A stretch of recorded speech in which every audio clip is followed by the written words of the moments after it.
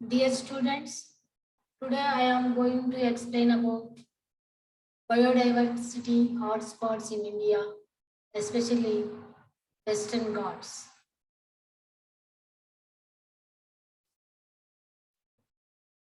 Biodiversity is the collection of flora and fauna of a place. Generally, we know what is the biodiversity. Biodiversity means the collection of flora and fauna of a place. ఒక place లో ఉండే జీవ వైవిధ్యము, మొక్కలు సంబంధించినవి, జంతు జాతికి సంబంధించిన వైవిధ్యాన్ని అంతా కలిపి మనం ఏమంటాము బయోడైవర్సిటీ.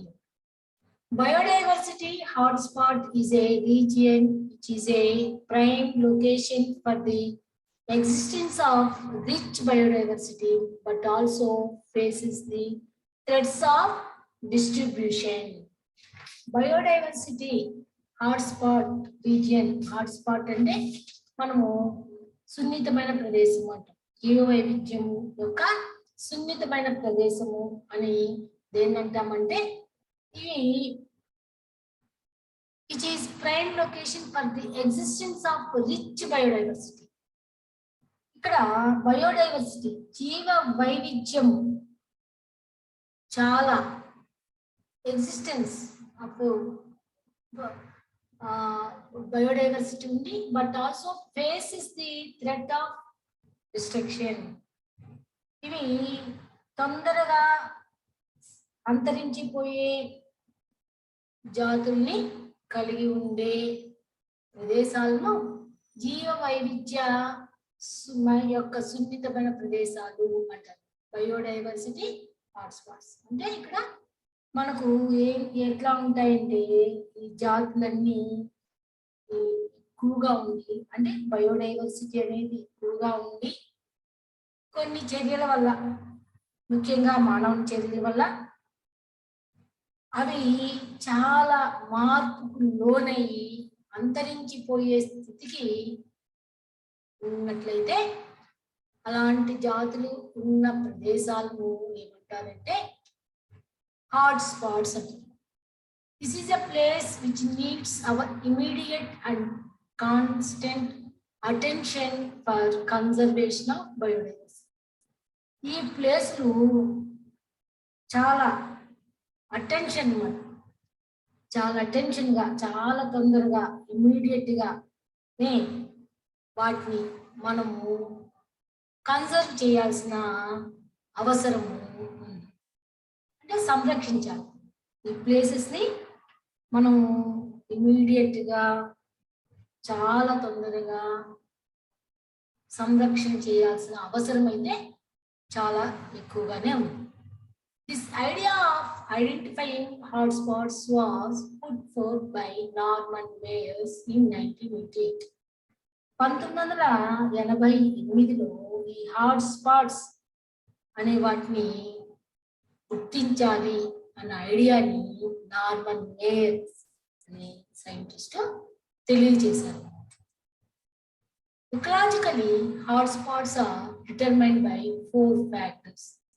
ఒక ప్రదేశాన్ని మనము హాట్స్పాట్గా గుర్తించాలి, ఈ ప్లేసు హాట్స్పాట్ అని మనం ఎలా డిటర్మైన్ చేస్తాము అంటే బేస్డ్ ఆన్ ది 4 ఫ్యాక్టర్స్ అన్నమాట. ఈ 4 కారణాలని మనము పరిగణలోకి తీసుకొని ఆ ప్లేస్ని హాట్స్పాట్గా గుర్తిస్తాను అన్నమాట. Those are, first one is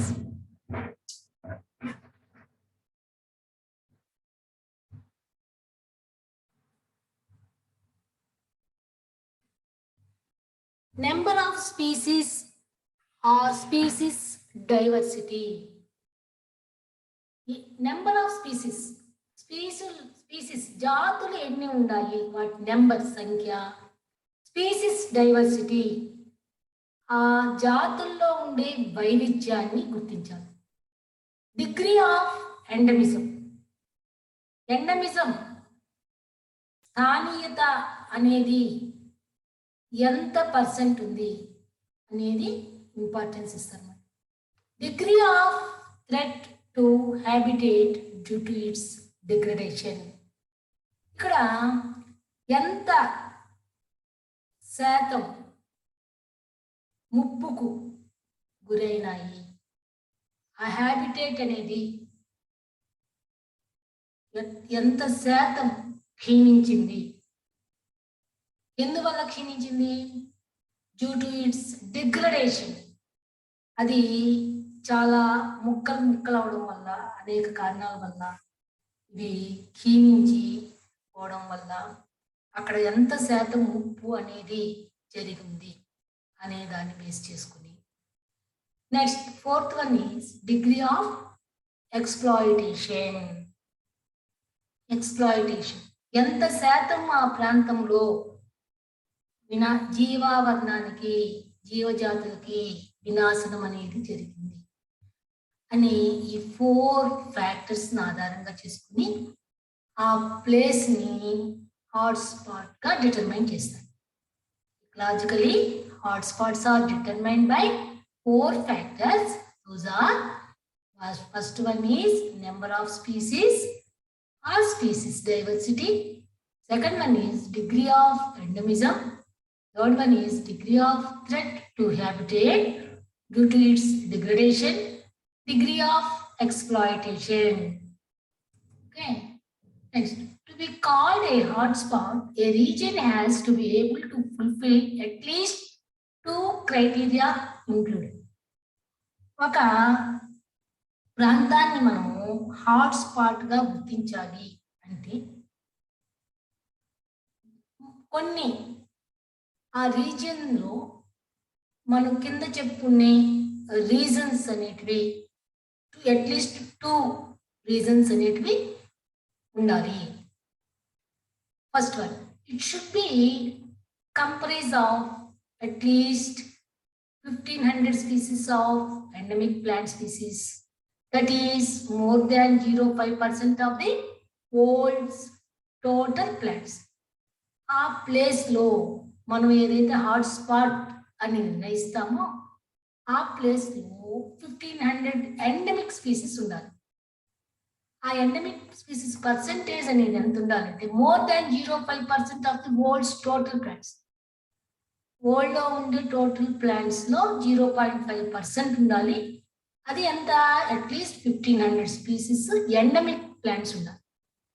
it should have lost greater than or equal to 70% of its original habitat due to human intervention. మానవ చర్యల వల్ల ఆ హ్యాబిటేట్ అనేది 70% more than or equal to 70% original habitat అనేది లాస్ అయిపోయి ఉండాలి. Similarly, it is a region has lost more than 70% of its original habitat due to human intervention. It is also recognized as a hotspot. ఈ reasons ఉన్నప్పుడు ఆ place ని hotspot గా recognise చేస్తారు. 1500 endemic species అయినా ఉండాలి, 0.5% వరల్డ్స్ టోటల్ ప్లాంట్ ఉండాలి, 70% కన్నా ఎక్కువ ఆ నేచురల్ హ్యాబిటేట్ అనేది లాస్ అయిపోయి ఉండాలి. అప్పుడు ఆ రీజన్స్ని హాట్స్పాట్గా రికగ్నైజ్ చేస్తారు. India has always been on the list of the richest countries in the world for its biodiversity, which can easily be seen in the demography of its land. India వచ్చేసి వరల్డ్లో richest కంట్రీగా ఉందన్నమాట. ఏ విషయంలో? Biodiversity విషయం. ఎందుకంటే అక్కడ ఉండే demography of its land, అక్కడ ఉండే చేంజెస్, డెమోగ్రఫీ ఎఫెక్ట్ వల్ల దీంట్లో బయోడైవర్సిటీ అనేది చాలా రిచెస్ట్గా ఇండియాలో ఉంది. అందువల్ల it has been considered one of the richest countries in the world for its biodiversity. Now come to the Western Ghats. Western Ghats is the region.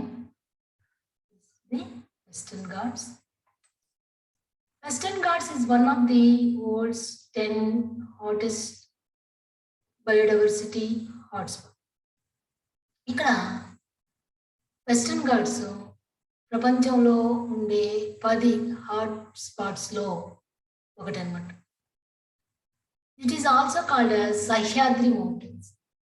వీటిని సహ్యాద్రి కొండలు అని కూడా అంటారు. The Western Ghats are a chain of fields that run parallel to the west coast of India. ఈ Western Ghats అనేటివి భారతదేశానికి పడమటి సైడ్లో వెస్ట్ కోస్ట్ ఆఫ్ ఇండియా, భారతదేశం యొక్క పడమట సముద్ర తీర ప్రాంతం అంతా ఒక పొడవాటి గొలుసు లాగా ఉండే పర్వత శ్రేణులు ఇవన్నీ. These hills are present along the western edge of peninsular India. Deccan plateau అంటాం మనం. దక్కన్ ప్లాట్యూకి అంతా కూడా ఎడ్జ్లో ఈ వెస్టర్న్ ఘాట్స్ అనేటివి ఉన్నాయన్నమాట. Since they are situated near the ocean, they are likely to receive a good amount of rainfall. ఇవి సముద్ర తీరం వెంబడి ఉండడం వల్ల ఈ ప్లేస్లో మంచి వర్షపాతం అనేది నమోదవుతుంది. Most of the deciduous as well as rainforests are present in this region. ఈ రీజియన్లో deciduous forest అంటే ఆకురాల చెరువులు, రైన్ ఫారెస్ట్ అనేటివి ఉంటాయి. The range starts near the border of Gujarat and Maharashtra, south of river Tapati, and runs approximately 1600 kilometers through the states of Maharashtra, Goa, Karnataka, Tamil Nadu, and Kerala, ending at Kanyakumari at the southern tip of India. The range of the Western Ghats. Here you see from here to last Kanyakumari. Okay. There are more than 5,000 vascular plants, including 1,800 endemic plant species are present. ఈ రీజియన్లో 5,000 vascular plants ఉన్నాయి, including 1,800 endemic plant species also present in this region. Most of the species found in the world, such as black pepper and cardamom, are believed to have originated in the Western Ghats. మనకు తెలుసు pepper, cardamom, black pepper, మిరియాలు, cardamom, యాలకులు ఇవి ఈ Western Ghats నుంచే ఆవిర్భవించాయి. Most of the species are, however, present in the Agastyamalai hills situated in the extreme south. ఈ Agasthyamalai hills ఇక్కడే మనకు సౌత్ లో కేరళలో ఉంటాయి. ఈ హిల్స్ లోనే చాలా కొత్త జాతులన్నీ కూడా మనకు కనిపిస్తూ ఉంటాయి. The region is also home to around 508 species of birds, 140 mammals, 260 reptiles and 175 amphibians. ఇంకా ఇక్కడ పానాగాన్ని చూసినట్టయితే దీంట్లో మనకు చాలా జాతులు కనిపిస్తుంటాయి. బర్డ్స్లో అయితే 508 స్పీసీస్ ఉంటాయి, మ్యామల్స్లో అయితే 140 స్పీసీస్ కనిపిస్తున్నాయి, రెప్టైల్స్లో 260 స్పీసీస్ ఉన్నాయి, యాంఫీబియన్స్లో 175 యాంఫీబియన్స్ స్పీసీస్ మనకు ఈ రీజియన్లో కనిపిస్తుంది. At least 325 globally threatened species occur in the Western Ghats. ఇక్కడ మామూలుగా థ్రెటెన్డ్ స్పీసీస్ విలుప్తానికి దగ్గరగా ఉండే స్పీసీస్ ప్రపంచవ్యాప్తంగా కూడా 325 స్పీసీస్ ఉన్నాయి. The vegetation in this region was originally spread over 1,90,000 square kilometers but has reduced to 43,000 square kilometers today. జనరల్గా ది ఒరిజినల్ వెజిటేషన్ ఇక్కడ ఎంత ఉండేదంటే 1,90,000 square kilometers ఉండేది, but today it is reduced to 43,000 square kilometers. Only 1.5% of the original forest is still prevalent in Sri Lanka. ఇంకా ఈ Western Ghats సంబంధించి 1.5% forest ఎక్కడున్నాయంటే శ్రీలంకలో cover అయి ఉన్నాయన్నమాట. మౌంటైన్స్ ఈ రీజియన్ లో వెస్టర్న్ ఘాట్స్ లో ఉండే మౌంటైన్స్ కానీ చూసినట్టయితే the Western Ghats extend from the Satpura range in the north Goa through Karnataka and Kerala and Tamil Nadu. Mountains అంతా కూడా ఎక్కడి నుంచి మనకు సాత్పురా రేంజ్ నుంచి గోవా కర్ణాటక కేరళ తమిళనాడు దాకా విస్తరించింది. The Western Ghats in Kerala is home to many tea and coffee plantation. మనకు జనరల్ గా తెలుసు కేరళలో ఈ టీ కాఫీ ప్లాంటేషన్ అనేది అక్కడ చాలా ఎక్కువగా ఉంటుంది అనేసి. రెయిన్ఫాల్ మనం అక్కడ వర్షపాతాన్ని కానీ చూసినట్టయితే the Western Ghats receive heavy rainfall due to they approximately to ocean and through orographic effect. Western Ghats లో ఎక్కువ రెయిన్ఫాల్ మనకు నమోదవుతుంటుంది, ఎందుకంటే అది ఓషన్ దగ్గరగా ఉంటుంది. అక్కడ ఉండే సముద్ర తీర ప్రభావం వల్ల కూడా ఎక్కువ రెయిన్ఫాల్ అనేది ఇక్కడ ఉంటుంది. The western slopes of the mountains experience heavy rainfall with 80% of its rainfall during the southwest monsoon from June to September. ఇక్కడ రెయిన్ఫాల్ 80% దాకా ఉంటుందన్నమాట. హెవీ రెయిన్ఫాల్ ఎప్పుడు June to September months. The eastern slopes are relatively dry. Eastern slopes అయితే డ్రైగా ఉంటాయి. Rainfall also decreases from south to north. South నుంచి నార్త్కి వెళ్ళేటప్పటికి ఈ రెయిన్ఫాల్ రేంజ్ కూడా ఎట్లా ఉంటుంది అంటే తగ్గుతూ ఉంటుంది. డిగ్రీస్ అంటే సౌత్ లో ఎక్కువగా ఉంటుంది, టువర్డ్స్ ది నార్త్ ఈ రెయిన్ఫాల్ అనేది తక్కువగా ఉంటుంది. Next lakes and reservoirs. ఇక్కడ ఉండే లేక్స్ రిజర్వాయర్స్ చూస్తే the Western Ghats have several man-made lakes and reservoirs. The Western Ghats form one of the 3 watersheds of India, feeding the perennial rivers of India. ఇక్కడ ఈ Western Ghats లో water sheds కూడా ఉన్నాయి, 3 water sheds ఉన్నాయి. ఇక్కడ ఈ reverse ఎట్లా ఉంటాయి, పెరినియల్ రివర్స్, జీవ నదుల్లాగా ఉంటాయి. Important rivers include the Godavari, Krishna and Kaveri. ఈ వెస్టర్న్ ఘాట్స్ లో మనకు రివర్స్ ఇంపార్టెంట్ రివర్స్ ఉన్నాయి. అవి ఏమంటే Godavari, Krishna and Kaveri. These rivers are the important source of drinking water, irrigation and power. ఈ రివర్స్ ఎంత ఇంపార్టెంట్ అంటే డ్రింకింగ్ వాటర్ కి ఇవే సోర్స్, ఇరిగేషన్ కి అండ్ పవర్ కరెంట్ జనరేషన్ కూడా ఈ రివర్స్ అనేటివి ఇంపార్టెంట్ సోర్స్ లాగా ఉంటాయి. Eco regions. ఈ వెస్టర్న్ ఘాట్స్ లో మనము ఈకో రీజియన్స్ కనిపిస్తున్నట్లయితే ఎలాంటి వెజిటేషన్ ఉంటుంది అనేది, వృక్ష సంబంధమైన అభివృద్ధి రీజియన్స్ ఎలా ఉంటాయంటే మోస్ట్లీ 3 టైప్స్ అన్నమాట. Scrub forest, moist broad leaves forest, unique mosaic of mountain forest.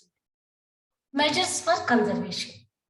మనం ఇక్కడ సంరక్షించుకోవడానికి ఎలాంటి మెజర్స్ అనేవి తీసుకుంటున్నారంటే less than 15% of the Western Ghats is protected in 20 national parks and 68 sanctuaries.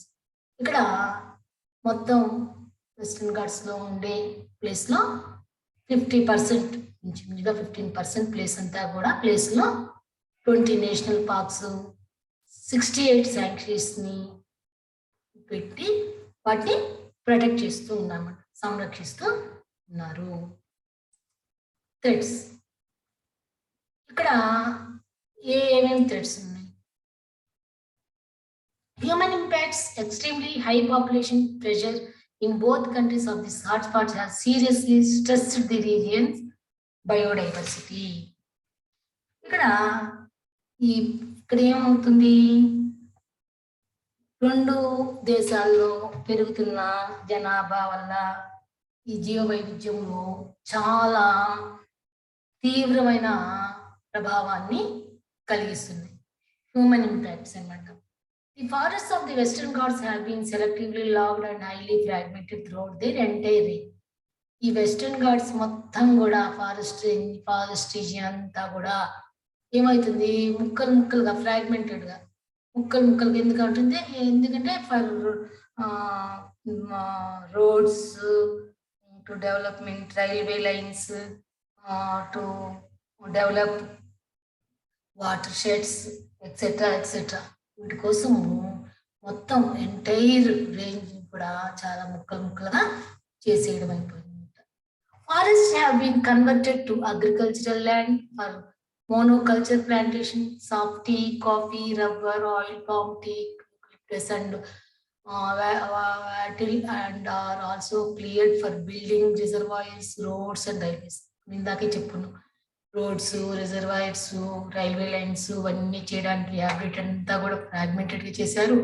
ఇంకా కూడా చాలా ఫారెస్ట్ అంతా కూడా కల్టివేషన్ కోసం చేశారు. అక్కడ కూడా కల్టివేషన్ కూడా ఎలాంటి కల్టివేషన్ అంటే మోనోకల్చర్ ప్లాంటేషన్. ఒకే రకమైన మొక్కల్నే పెంచుతూ ఉంటారు. Monoculture tea, coffee, rubber, oil, palm, teak, eucalyptus etcetera. Major reasons for loss of biodiversity in hotspots. అసలు హాట్స్పాట్స్లో కూడా ఈ బయోడైవర్సిటీ ఎందుకు లాస్ అయిపోతుంది అనే దానికి కొన్ని మేజర్ రీజన్స్ కూడా ఉన్నాయి. మేజర్ రీజన్స్ ఏంటంటే డిస్ట్రక్షన్ ఆఫ్ హ్యాబిటేట్. ఫస్ట్ అది హ్యాబిటేట్ లాస్. ఆవాసం అనేది కోల్పోయినప్పుడు ఏ జీవజాతి కూడా అది జీవించలేదు, ఉండలేదు. ఫస్ట్ మెయిన్ కాజ్ అదేమాట, ఆవాసాన్ని కోల్పోవడం. Destruction of habitats, pollution and environmental degradation. Next జనరల్గా తెలుసు, మానవ ప్రభావితం వల్లనే పొల్యూషన్ అనేది ఏర్పడుతుంది. దానివల్ల ఈ ఎన్విరాన్మెంటల్లో చాలా డిగ్రేడేషన్, ఎన్విరాన్మెంటల్ కండిషన్స్ అన్నీ కూడా దాంట్లో ఉండే ప్రపోర్షనేట్ ఎలిమెంట్స్ కానీ గ్యాసెస్ కానీ అన్నీ మారిపోవడం, etcetera. Next poachings, next climate change. These are the reasons for the loss of biodiversity in hotspots. Okay, thank you students.